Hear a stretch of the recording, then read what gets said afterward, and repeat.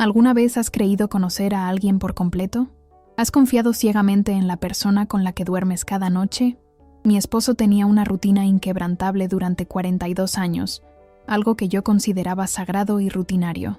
Sin embargo, tras su muerte, una pequeña llave oxidada abrió la puerta a una verdad devastadora que desafió todo lo que yo entendía por amor y lealtad.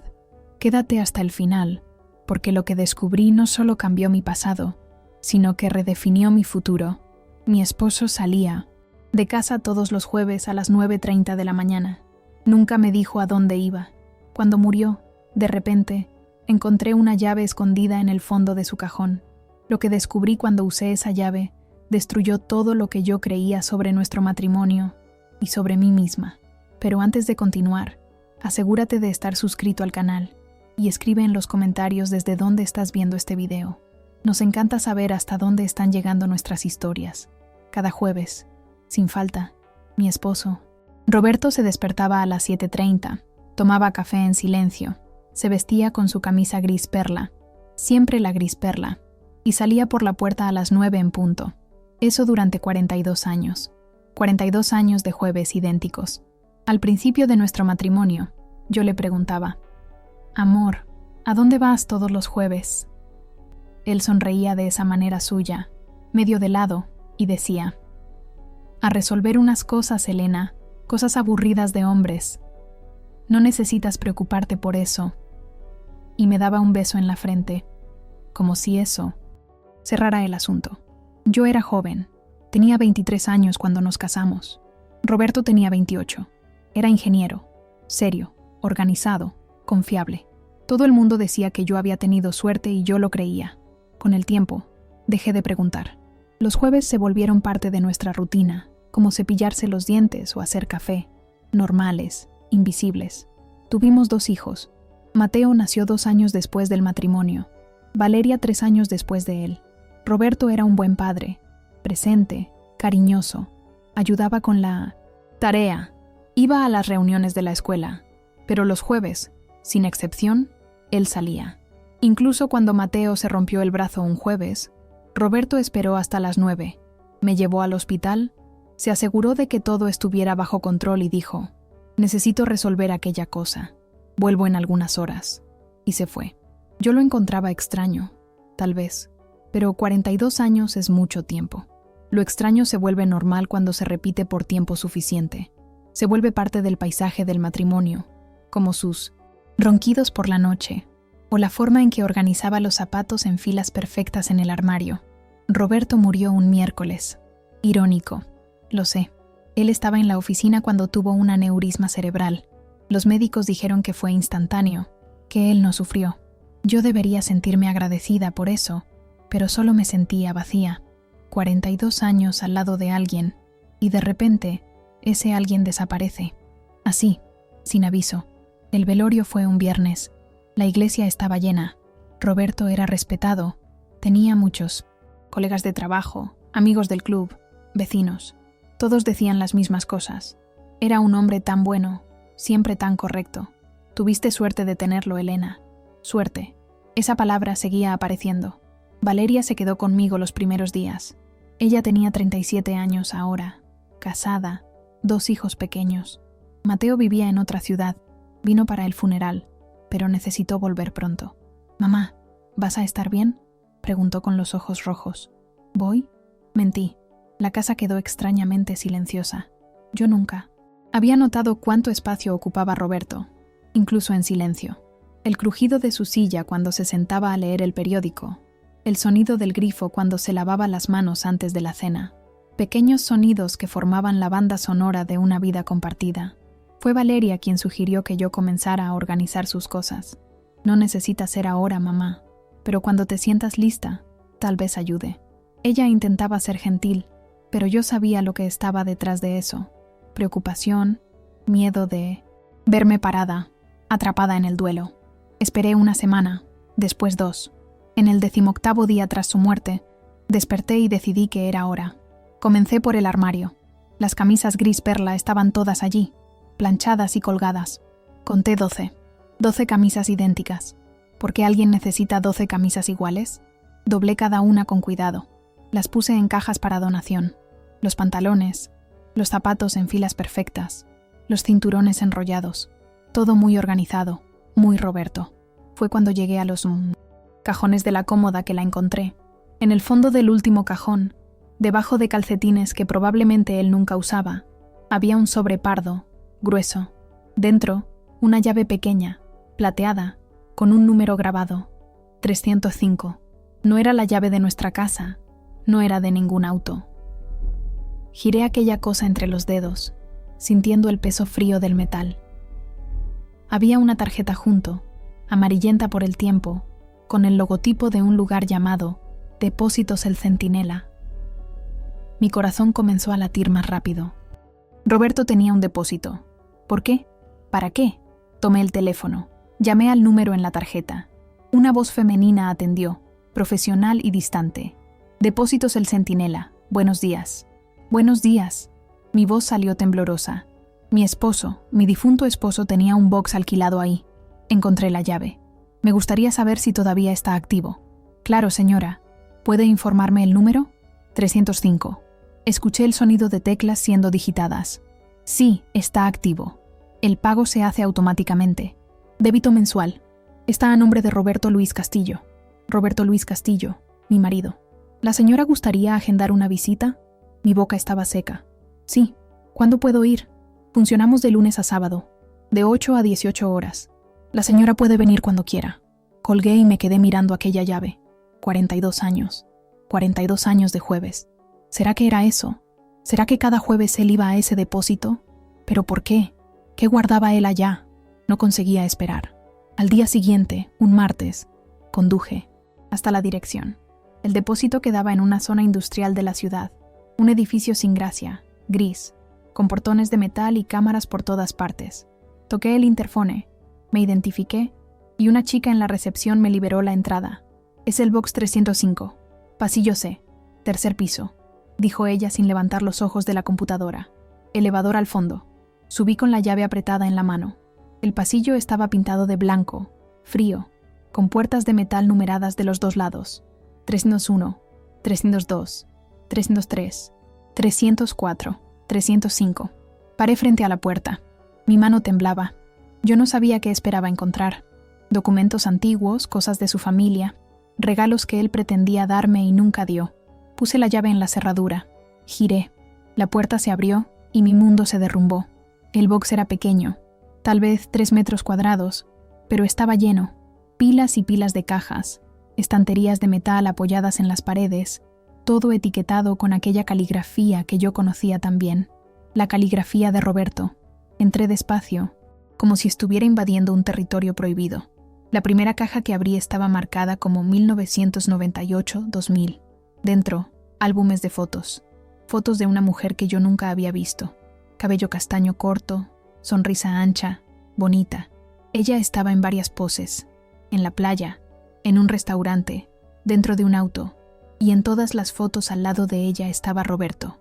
Mi Roberto más joven, con más cabello, pero indudablemente él, sonriendo de una manera que yo raramente veía, con el brazo alrededor de ella, besándola. Dejé caer el álbum al suelo. Mis piernas flaquearon. Me senté en una de las cajas intentando procesar. Otra mujer. ¿Roberto tenía otra mujer? No había tenido. Las fechas en las fotos eran de décadas atrás, antes de algunos de nuestros aniversarios de matrimonio más recientes. Pero aún así, durante nuestro matrimonio, abrí otra caja. 2001, 2005. Más fotos. La misma mujer, ahora con el cabello más largo, y una niña. Una niña pequeña, de cabello oscuro y ojos que se parecían a los de Roberto. Dios mío. Continué abriendo cajas, una tras otra, como si estuviera poseída. Tarjetas de cumpleaños para el mejor papá del mundo. Dibujos infantiles firmados con Camila. Boletines escolares, certificados de natación. Toda una vida documentada, archivada, escondida.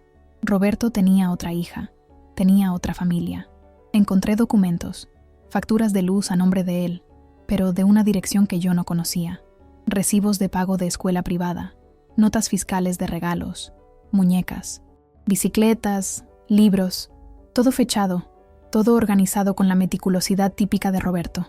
En el fondo de una de las cajas mayores, encontré una carpeta con papeles legales. Reconocimiento de paternidad. Camila Torres Castillo.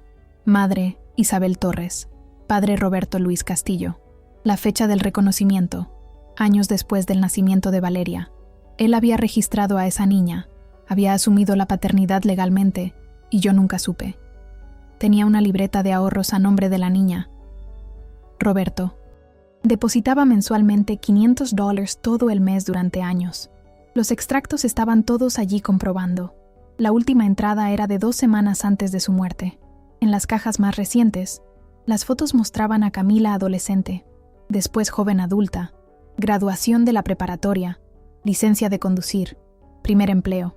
Roberto estaba en algunas de esas fotos, siempre sonriendo, siempre orgulloso. ¿Cuántos años tenía ella ahora? Hice las cuentas rápidamente. 39. 1 año más que Valeria. Me senté en 1900. El suelo frío del depósito, rodeada por pedazos de una vida que yo desconocía completamente. 42 años de jueves, él iba a visitarlas. Toda semana sin falta, Roberto iba a ver a esa otra familia. ¿Y yo era qué? ¿La esposa oficial? ¿La fachada? ¿La idiota que nunca preguntó lo suficiente? Lloré allí mismo en medio de aquel box helado, rodeada por pruebas de una traición que duró décadas. No fue un desliz, no fue un error, fue una elección deliberada, sostenida, alimentada semana tras semana, año tras año. ¿Cómo lo consiguió? ¿Cómo alguien mantiene 2 vidas paralelas por tanto tiempo? ¿Cómo él me miraba a los ojos todas las noches? Me daba las buenas noches, dormía a mi lado y cargaba ese secreto. Yo recordaba los jueves, él saliendo, siempre calmado, siempre puntual. Volvía alrededor del mediodía, a veces a la 1 de la tarde. ¿Cómo te fue? Yo preguntaba casualmente. Tranquilo, él respondía. Resolví todo. La frase resonaba en mi cabeza ahora, con un significado completamente diferente. Comencé a juntar las piezas, los viajes de trabajo que él hacía, siempre solo. Es cosa técnica, Elena. Te ibas a aburrir. Los fines de semana ocasionales en que necesitaba ir a la oficina. Proyecto urgente. Las llamadas que él atendía en otra habitación. Es del trabajo, amor. ¿Todo mentira o solo una parte? ¿Cómo yo podía saber ahora? Encontré cartas. Cartas de Isabel para Roberto, escritas a mano, guardadas en orden cronológico. Leí algunas, incapaz de parar. Roberto, Camila preguntó cuándo vas a venir a cenar de nuevo. Ella te extraña. Yo también te extraño. Gracias por el regalo de cumpleaños. Tú siempre recuerdas. Sé que la situación es complicada, pero sabes que te amamos. Nuestra puerta está siempre abierta para ti. Nuestra puerta. Como si él tuviera derecho a 2 puertas, 2 casas, 2 mundos. Había también cartas de él para ella, borradores que él aparentemente nunca envió, o copias que hizo antes de enviar. La letra de él tan familiar, diciendo cosas que él nunca me dijo. Isabel, tú y Camila son mi alegría. Las extraño todos los días. Me gustaría poder estar ahí más veces, pero tú entiendes la situación. ¿La situación? Yo era la situación, el obstáculo, la razón por la cual él no podía estar allá a tiempo completo. Pero entonces, ¿por qué se quedó conmigo? ¿Por qué no pidió el divorcio? ¿Por qué mantener esa doble vida exhaustiva? Me quedé en aquel depósito hasta oscurecer. La chica de la recepción tocó el interfone del box. Señora, ¿vamos a cerrar en 15 minutos? Ya voy, respondí con voz ronca. Tomé una de las cajas más recientes, la que tenía fotos de Camila adulta, y la llevé conmigo. Cerré el box, bajé, entregué la llave en la recepción como si estuviera en piloto automático. Conduje a casa en estado de shock. La ciudad pasaba por la ventana, las luces de los postes, los autos, las personas viviendo sus vidas normales, y yo allí sosteniendo una caja que contenía la prueba de que mi vida entera había sido una mentira. Cuando llegué a casa, eran casi las 9 de la noche. Puse la caja en la mesa de la sala y me quedé mirando para ella como si fuera una bomba a punto de explotar. Parte de mí quería quemar todo, fingir que nunca había encontrado aquella llave, pero era demasiado tarde. Yo sabía, y ahora que sabía, no podía desconocerlo. Valeria llamó. «Mamá, ¿todo bien? Intenté llamarte más temprano. Disculpa, hija. Salí a resolver unas cosas. Tienes la voz extraña. ¿Pasó algo?» «Todo. Yo quería gritar. Todo pasó. Mi vida entera es una farsa. Estoy solo cansada. Hablamos mañana. ¿Estás segura? Puedo ir ahí si quieres compañía. No es necesario, querida. Yo solo voy a dormir temprano. Colgué antes de que ella pudiera insistir. No conseguía hablar con ella todavía. No sobre esto. ¿Cómo explicaría? Hija, descubrí que tu padre tenía otra familia. Tienes una media hermana que nunca supiste que existía. Pasé la noche despierta, hojeando las fotos, leyendo las cartas, intentando montar el rompecabezas. Isabel y Roberto se conocieron en un congreso de ingeniería. Descubrí en una carta de él. Ella también era ingeniera. Trabajaban en empresas diferentes, pero en la misma área. El caso comenzó en 1984, 2 años después de mi matrimonio con él. Camila nació en 1986. Roberto tenía 34 años, yo tenía 29. Valeria acababa de cumplir 1 año. Recuerdo aquel año. Roberto estaba trabajando mucho, decía él. Proyectos grandes, responsabilidades crecientes. Llegaba tarde, salía temprano. Yo estaba ocupada con Valeria, una bebé que no dormía bien, que lloraba mucho. Estaba exhausta, sumergida en la maternidad. Fácil para él escapar, fácil para mí no darme cuenta. ¿O yo elegí no darme cuenta? Esa pregunta me atormentaba. ¿Yo realmente no sabía? ¿O alguna parte de mí sospechaba y prefirió ignorar? ¿Hubo señales? ¿Hubo momentos en que mi instinto me alertó y yo silencié? Intenté recordar. Los jueves comenzaron cuando hojeé un calendario mental, volviendo años. Siempre hubo jueves. Desde que recuerdo, Roberto salía los jueves, pero tal vez al comienzo fuera diferente. Tal vez fueran martes o miércoles, o tal vez yo simplemente no prestaba atención. 42 años es tiempo suficiente para que los patrones se cristalicen, para que la memoria reorganice eventos en narrativas coherentes. En las fotos, Isabel parecía feliz, Camila también. Todas las 3 personas en aquella familia paralela parecían felices. Y en mis memorias, Roberto también parecía feliz, o por lo menos contento, estable, predecible. ¿Será que él amaba a las 2? ¿Será que eso es posible? Amar a 2 mujeres, 2 familias, vivir 2 vidas y no sentir que está traicionando a ninguna de ellas? ¿O será que él no amaba a ninguna de nosotras y apenas estaba cumpliendo obligaciones, representando papeles? Por la mañana, decidí que necesitaba respuestas.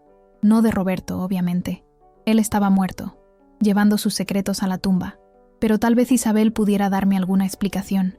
Busqué la dirección en los documentos. Quedaba en un barrio del otro lado de la ciudad, un lugar al que yo raramente iba. Clase media, árboles en las aceras, casas pareadas con pequeños jardines. Conduje hasta allá el jueves siguiente. Irónico, lo sé, pero pareció apropiado. El primer jueves sin Roberto. El primer jueves en que yo iría a donde él siempre fue. Paré frente al número 342. Una casa amarilla con ventanas blancas y un pequeño jardín con rosas. Bonita, bien cuidada. Normal. Me quedé sentada en el auto por 20 minutos, reuniendo coraje. ¿Qué iba a decir? ¿Cómo se comienza una conversación así? Hola, yo soy la esposa, la otra esposa. ¿Tú sabías de mí? Finalmente salí del auto y toqué el timbre. Escuché pasos dentro de la casa. La puerta se abrió y allá estaba ella. Isabel, más vieja ahora, cabellos grises, arrugas alrededor de los ojos, pero reconocible de las fotos. Ella me miró confundida. ¿Puedo ayudar? Mi nombre es Elena, dije, sorprendida con la firmeza de mi propia voz. Elena Castillo, esposa de Roberto Luis Castillo. El color desapareció de su rostro. Ella se aferró a la manija de la puerta como si necesitara apoyo. Él murió hace 3 semanas, continué. Y ayer descubrí sobre ti, sobre Camila, sobre todo. Isabel no dijo nada por un largo momento. Entonces, con voz baja, casi inaudible, preguntó, ¿quieres entrar? La casa por dentro era acogedora. Sofás confortables, estantes llenos de libros, fotos en las paredes, muchas fotos de Camila en varias edades, algunas con Roberto. Isabel preparó café. Nos sentamos las 2 a la mesa de la cocina, un espejo extraño de mi propia cocina en casa.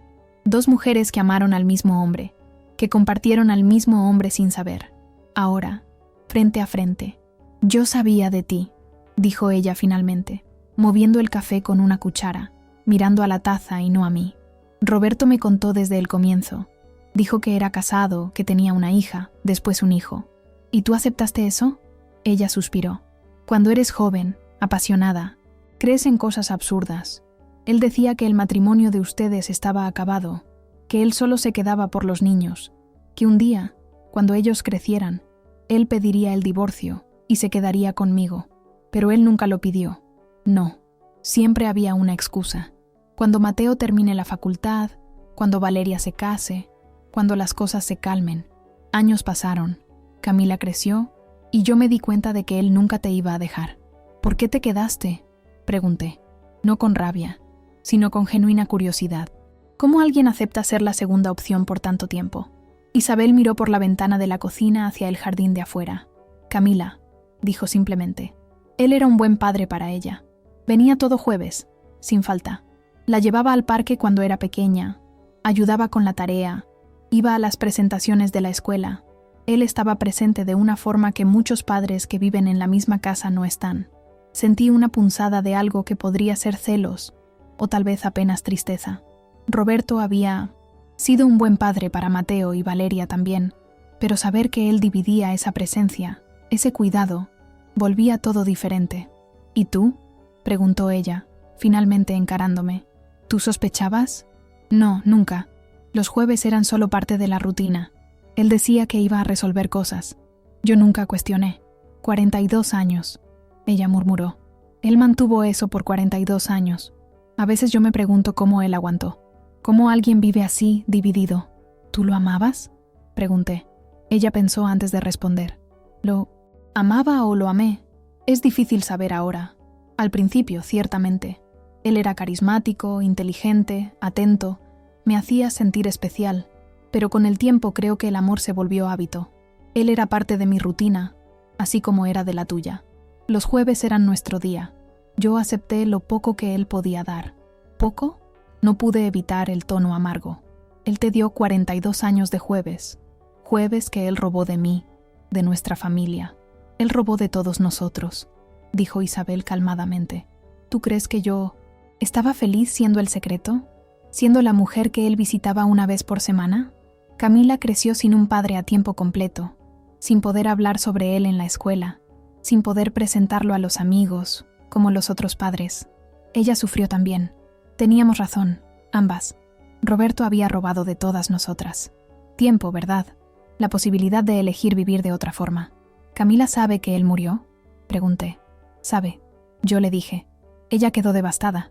Quería ir al funeral, pero... Isabel miró sus propias manos. Creí mejor que no.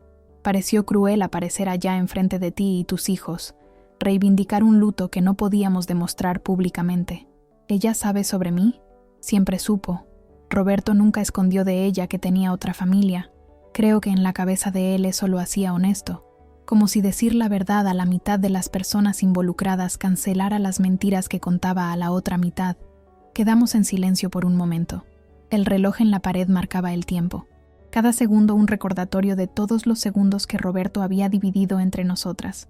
¿Él dejó alguna cosa para ti?, preguntó Isabel. Financieramente. ¿Qué quieres decir? Roberto siempre fue muy organizado con el dinero. Él pagaba pensión para Camila incluso después de que creció. Depositaba en mi cuenta. Ayudaba con los gastos. Imagino que ustedes tengan bienes, inversiones. Tenía la casa, la jubilación de él, algunas inversiones. Paré. ¿Estás diciendo que él también te daba dinero? Claro, todo mes. No era mucho, pero ayudaba. Él pagó la facultad de Camila entera. Mi cabeza giró. ¿Cuánto dinero gastó Roberto con esta otra familia? ¿Cuánto de nuestro dinero, del dinero que él decía estar guardando para nuestra jubilación, fue a parar aquí? Yo necesito irme, dije de repente, levantándome. La cocina parecía pequeña de más, el aire pesado de más. Isabel me acompañó hasta la puerta. Elena, dijo ella cuando yo estaba saliendo. Yo lo siento mucho, por lo... Que vale, yo realmente lo siento. No respondí. Entré en el auto y conduje a casa sin recordar el camino. Aquella noche, revisé todos los documentos financieros de Roberto, extractos bancarios, declaraciones de impuestos, inversiones. Al principio todo parecía normal. Las cuentas eran pagadas, las inversiones modestas, pero estables. Nuestra jubilación tenía un valor razonable acumulado, pero entonces noté los retiros mensuales. Siempre el mismo valor, $500 todo mes durante años, catalogados como gastos varios. Calculé mentalmente. $500 por mes durante, digamos, 35 años. Más de $200,000 que él había dado para Isabel y Camila. Dinero que debería estar en nuestra cuenta. Dinero que yo podría haber usado para... ¿Para qué? ¿Para viajar? ¿Para reformar la casa? ¿Para tener más seguridad en la vejez? O tal vez no hiciera diferencia. Tal vez tuviéramos lo suficiente de cualquier forma. Pero no era sobre el dinero en sí. Era sobre la elección. Roberto había elegido dar ese dinero para... Ella sin nunca consultarme. Había hecho esa elección solo, semana tras semana, mes tras mes, año tras año. Llamé a Mateo. Necesitaba contarle a alguien antes de que enloqueciera. Mateo, necesito contarte una cosa. Es sobre tu padre. Le conté todo. El depósito, las fotos, Isabel, Camila. Escuché la respiración de él del otro lado de la línea, volviéndose más rápida, más pesada. Eso no es posible, dijo él. Papá no haría eso. No por tanto tiempo. Debes estar equivocada. Tengo las pruebas. Mateo. Fotos, documentos, cuentas.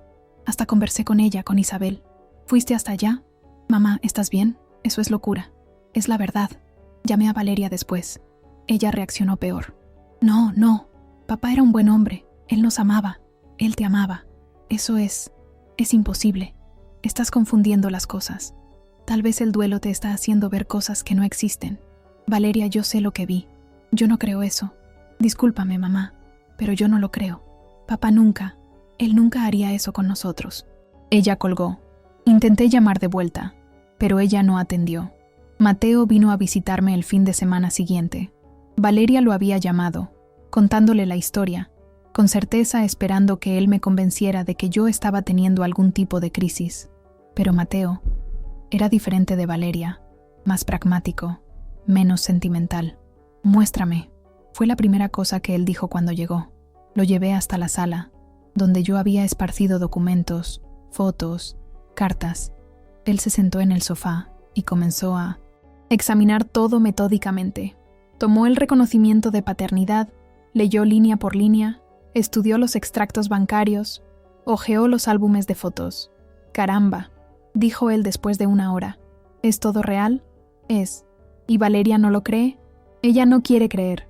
Es diferente. Mateo se frotó el rostro con las manos. Yo siempre encontré extraño, dijo él con la voz cansada. Los jueves, cuando yo era adolescente, pregunté una vez a dónde iba todo jueves. Él dio una respuesta vaga, algo sobre compromisos recurrentes. Yo insistí y él se enojó.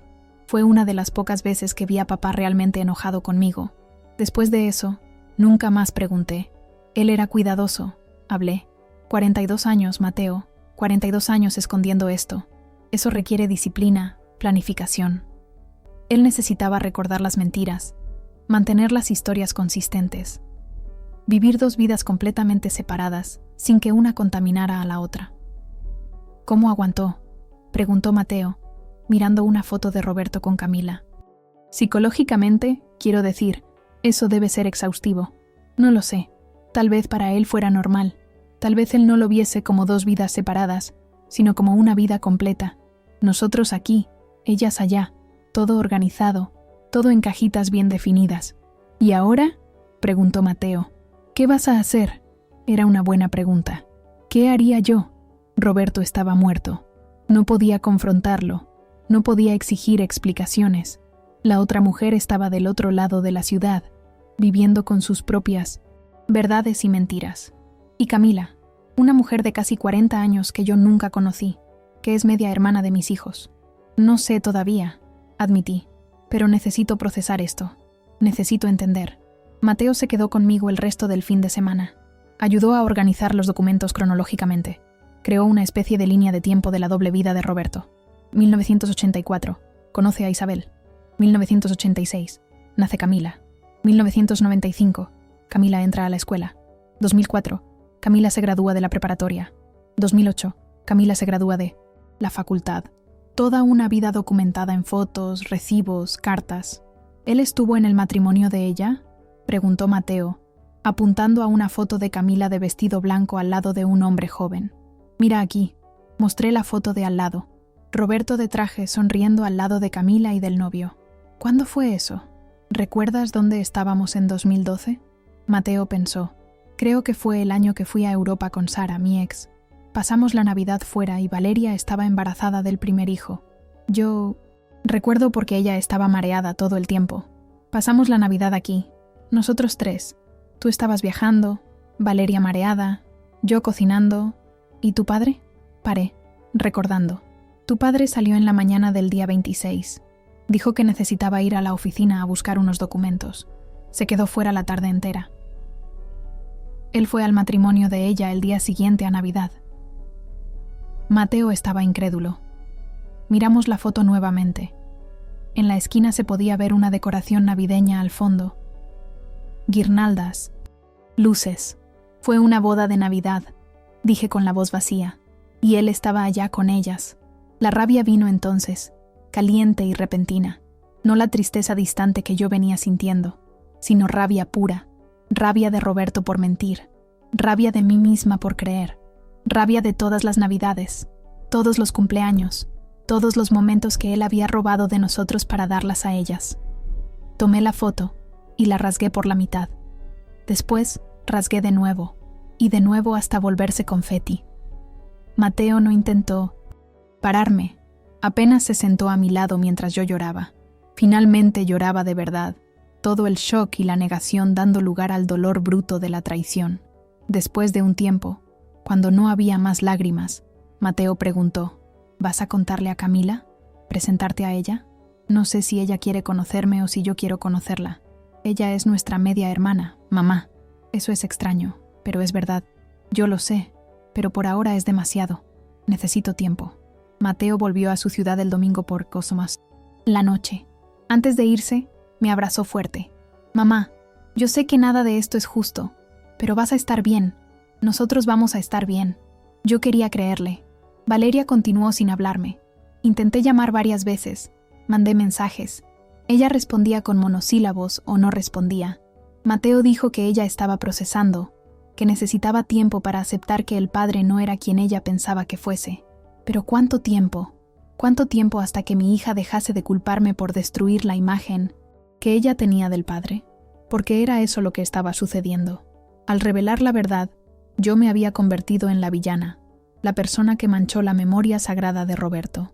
Muchas gracias por escuchar hasta aquí. Si te gusta este tipo de contenido, no olvides suscribirte a nuestro canal Historias Históricas. Nosotros publicamos videos todos los días. Dale like al video si te está gustando esta historia y déjanos un comentario contando desde dónde eres y a qué hora nos escuchas. 3. Semanas después de mi conversación con Isabel, recibí una carta sin remitente, solo mi nombre y dirección escritos a mano. Dentro había una única hoja de papel y una foto. La foto mostraba a Camila, ya adulta, sosteniendo un bebé. En el reverso escrito con letra delicada: Emma, mi hija, nacida el 15 de marzo de 2024. Me gustaría que la conocieras. Si quieres, llama a Camila. Y había un número de teléfono. La carta era de Isabel. Elena, sé que nuestra conversación fue difícil, pero hay algo que necesitas saber. Roberto estaba enfermo. Hace 6 meses, él descubrió que tenía cáncer de páncreas en etapa avanzada. Los médicos dijeron que él tenía 1 año, tal vez menos. Él estaba haciendo quimioterapia los jueves en el hospital cerca de aquí. Después del tratamiento venía a verme, pasaba algunas horas, y entonces se iba. Él no quiso que Camila supiera cuán grave estaba. Dijo que no quería que ella lo viese consumirse. El aneurisma que lo mató puede haber sido complicación del tratamiento, o apenas coincidencia, pero creí que deberías saber. Él estaba intentando despedirse, creo, de las 2 familias. A su manera extraña y compartimentada, él estaba intentando hacer las paces con el final. Isabel. Mi mano tembló sosteniendo el papel. Cáncer. Roberto se estaba muriendo y no me contó, pero le contó a ella, a Isabel. La otra mujer sabía que él estaba enfermo, sabía que estaba haciendo quimioterapia, sabía que el fin estaba próximo. Y yo no sabía nada. Revisité las últimas semanas antes de su muerte. Roberto parecía cansado, sí, pero yo atribuí eso al trabajo, al estrés normal de la vida. Él perdía peso, tal vez un poco, pero nada alarmante. Él se quejaba de dolor, nunca frente a mí. Los jueves, durante los últimos 6 meses de vida de él Él no iba a visitar a Isabel por hábito o romance. Iba a hacer quimioterapia, iba a confrontar su mortalidad y después iba a consolarse en los brazos de ella. ¿Por qué no me contó? ¿Por qué no dejó que yo estuviera allí, que lo apoyara, que lo acompañara en esa jornada final? La respuesta era obvia, pero dolorosa, porque Isabel era su confidente, su compañera emocional. Yo era apenas la esposa legal, la mujer con quien él dividía la casa, pero no necesariamente el corazón. Llamé al hospital que Isabel mencionó en la carta. Fingí ser familiar cercana. Conseguí confirmar que Roberto Luis Castillo había sido paciente de oncología, tratamiento para cáncer de páncreas iniciado en septiembre, interrumpido en febrero, cuando murió. 6 meses. Durante 6 meses él cargó ese diagnóstico solo. ¿O no? Lo cargó con Isabel. Miré la foto de Camila con el bebé. Emma, ¿mi nieta? Técnicamente sí. Camila era hija de Roberto. Entonces su hija era mi nieta. Pero podíamos llamarla así cuando yo nunca conocí a la madre, cuando esa niña ni sabía que yo existía. Tomé el teléfono. Marqué el número que Camila había dejado. Antes de que pudiera reconsiderar, alguien atendió. «Aló, Camila». «Sí. ¿Quién es?» «Mi nombre es Elena. Yo soy la esposa de tu padre, Roberto». Silencio del otro lado. Entonces, con voz suave, «Yo estaba esperando que llamaras». Acordamos encontrarnos en una cafetería neutral, en un barrio que quedaba a mitad de camino entre nuestras casas. Llegué 15 minutos adelantada, nerviosa, sin saber qué esperar. Camila llegó puntualmente, empujando un carrito de bebé. Ella se parecía a Roberto. Era innegable. Los mismos ojos oscuros, el mismo formato del rostro, pero había algo de Isabel también en la sonrisa, en la manera de moverse. «¿Elena?», preguntó ella acercándose. «Sí, Camila. Es un placer conocerte». Las palabras sonaron absurdas, incluso saliendo de mi boca. Nos sentamos. El bebé dormía pacíficamente en el carrito. Camila pidió un café, yo un té. Nos quedamos en silencio por un momento, 2 extrañas unidas por el mismo hombre muerto. «Gracias por aceptar verme», dijo Camila finalmente. «Yo no estaba segura si vendrías. Tampoco lo estaba, pero creí que... no sé, creí que lo necesitaba. Mi madre me contó que ustedes conversaron, que descubriste sobre nosotras». Descubrí. Después de que él murió, encontré un depósito lleno de pruebas de una vida que yo no conocía. Camila miró la taza de café. «Yo siempre supe de ti, de Valeria y Mateo. Papá hablaba de ustedes. Decía que ustedes eran importantes para él, pero tú eras un secreto. Era. Mi vida entera fue un secreto de él. Yo no podía hablar sobre él en la escuela. No podía contar a los amigos que mi padre era casado, tenía otra familia. Crecer así fue...». Ella paró, buscando las palabras correctas. «Fue solitario. Miré a esa mujer, esa extraña, que era hija de mi marido, y vi algo que no esperaba. Dolor.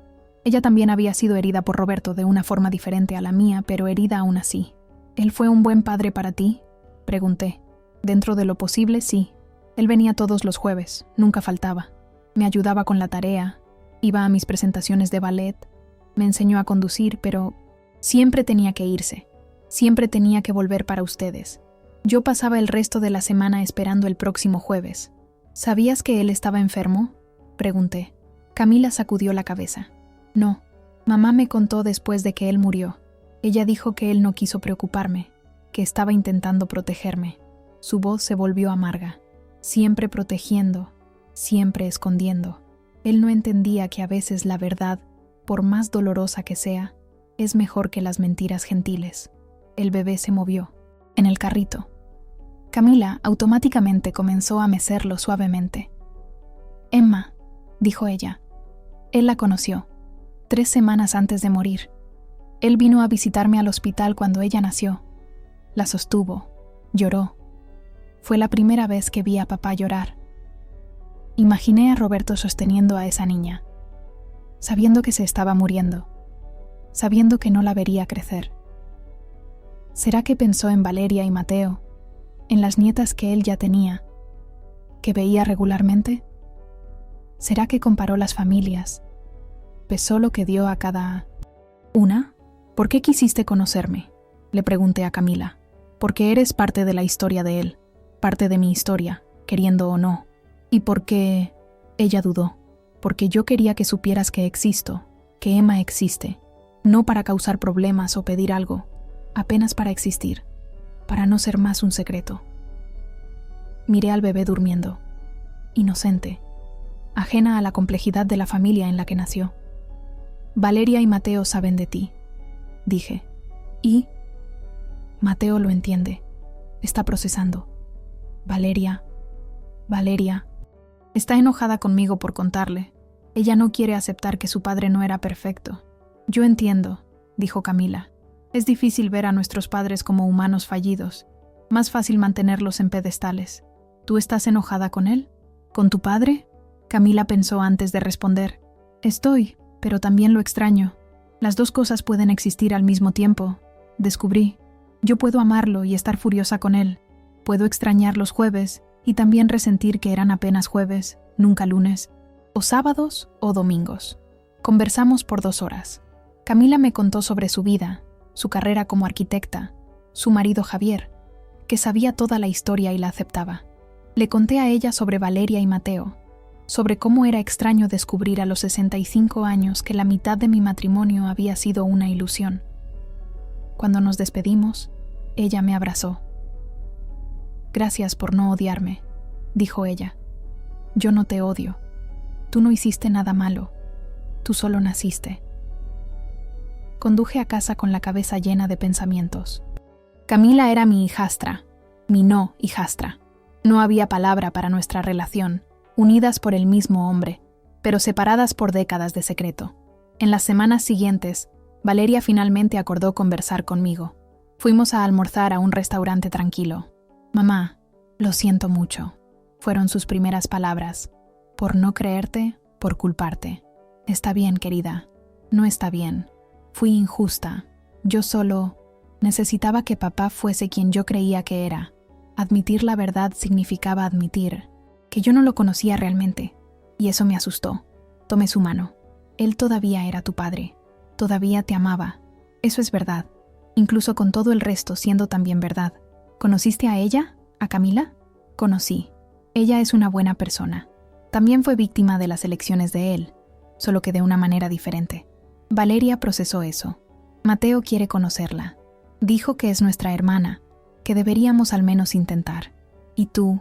¿Qué quieres? No lo sé todavía. Necesito más tiempo. El tiempo pasó. Meses se volvieron estaciones. Continué viviendo en la misma casa, rodeada por memorias de Roberto, pero ahora viéndolas a través de una lente diferente. La silla donde él se sentaba a leer el periódico. Era allí donde él planeaba los jueves. La mesa donde cenábamos. Él pensaba en Isabel y Camila mientras conversaba conmigo. Mateo conoció a Camila. Almorzaron juntos. Conversaron sobre Roberto, sobre la extrañeza de descubrir una hermana a los 30 y tantos años. Se volvieron, sí, no cercanos, al menos cordiales, unidos por la perplejidad de ser hijos del mismo hombre que vivió 2 vidas. Valeria todavía resistía, pero un día ella me llamó. Mamá, ¿tienes el número de Camila? Tengo. ¿Por qué? Emma cumplió 1 año. Creo que debería enviar un regalo. Pequeños pasos, era todo lo que podíamos hacer. En cuanto a mí, continué viviendo. Volví a trabajar medio tiempo en una biblioteca cerca de casa. Encontré una terapeuta que me ayudó a procesar la traición, el duelo. Complicado de llorar a alguien que amaste, pero con quien también estás furiosa. Isabel me llamó una vez, algunos meses después de nuestro primer encuentro. Solo quería saber cómo estás sobreviviendo. ¿Y tú? Lo mismo. Es extraño, ¿no? Después de tanto tiempo con él siendo parte de nuestras vidas, de repente él desaparece y quedamos nosotras intentando entender qué fue real y qué fue ilusión. ¿Crees que él nos amaba? Pregunté. La pregunta que me atormentaba. Creo que sí, dijo Isabel, después de un momento. A su manera, limitada y egoísta, pero genuina. Creo que él creía que podía amar a las dos, tener las 2 familias, y que nadie sería perjudicado si él apenas mantuviera todo separado. Pero fuimos perjudicadas. Sí, fuimos. Un día, 1 año después de la muerte de Roberto, organicé una pequeña cena. Invité a Mateo y Valeria, y después de dudar, invité a Camila también. Valeria casi canceló.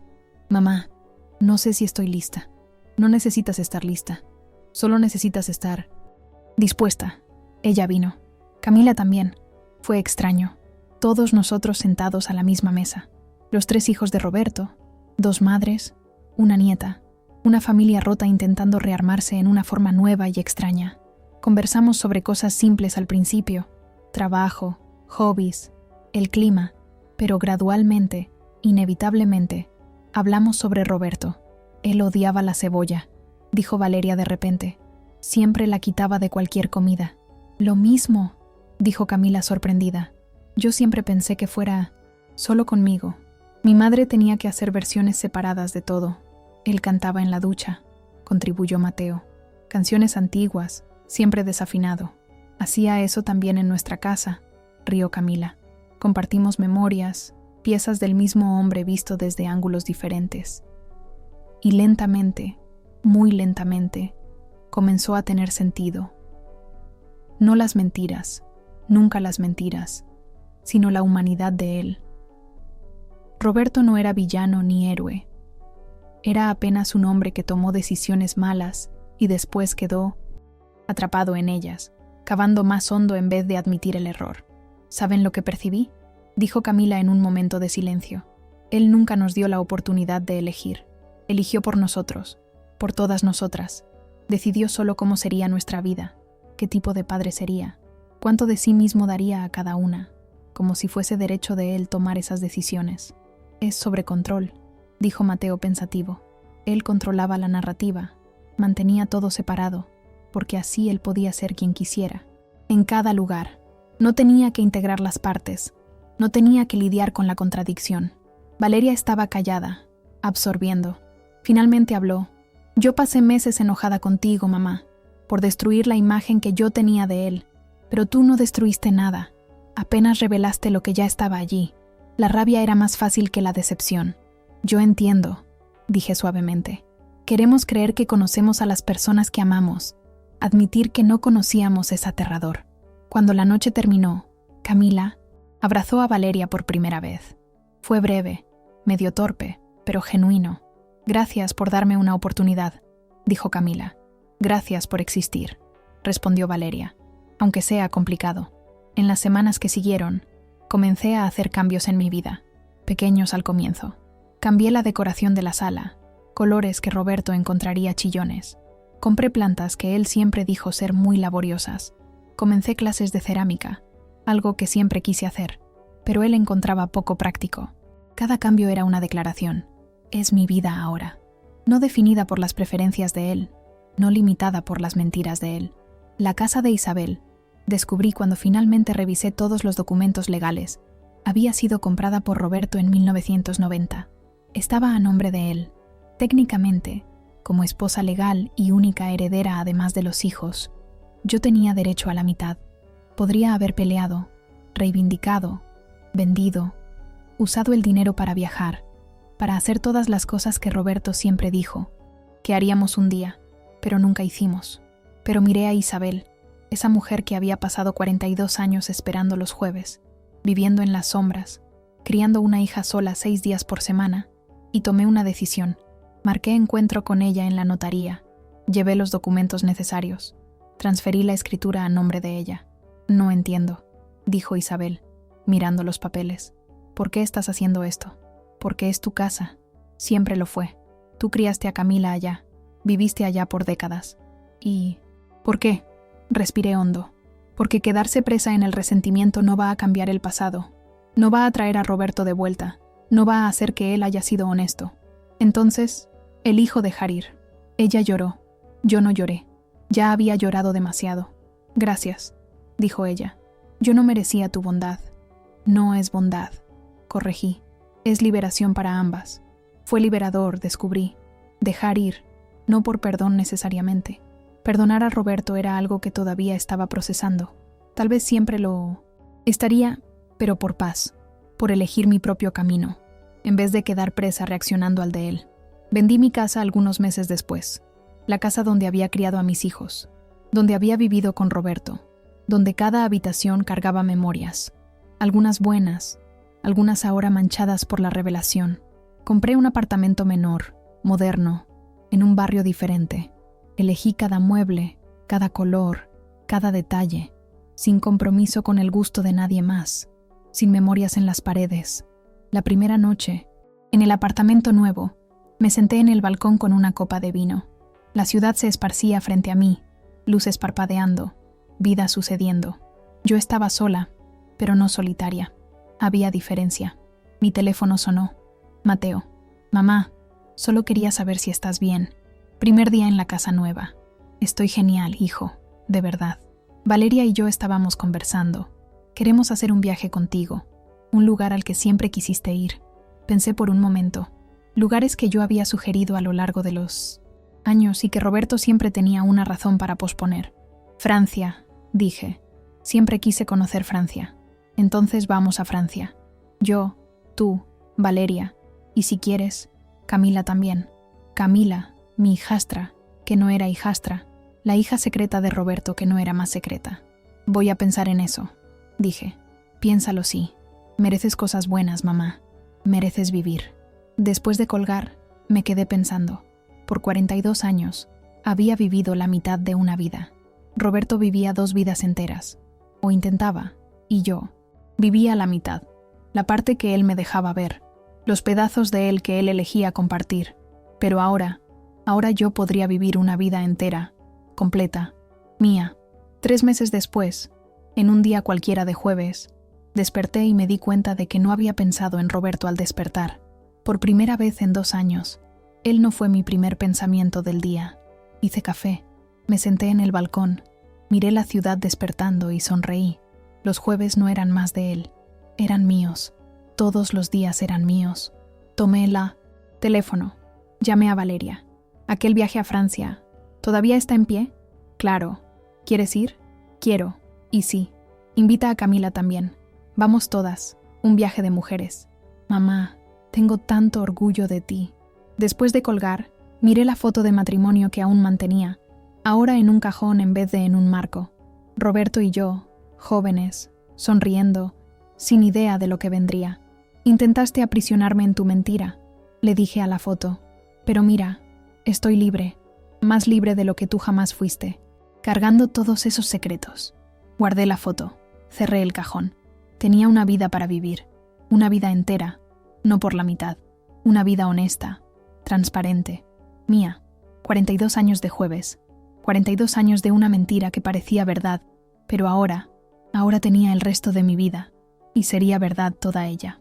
Ahora, si te gustó esta historia, haz clic en suscribirse y dime en los comentarios qué parte te dejó con la boca abierta.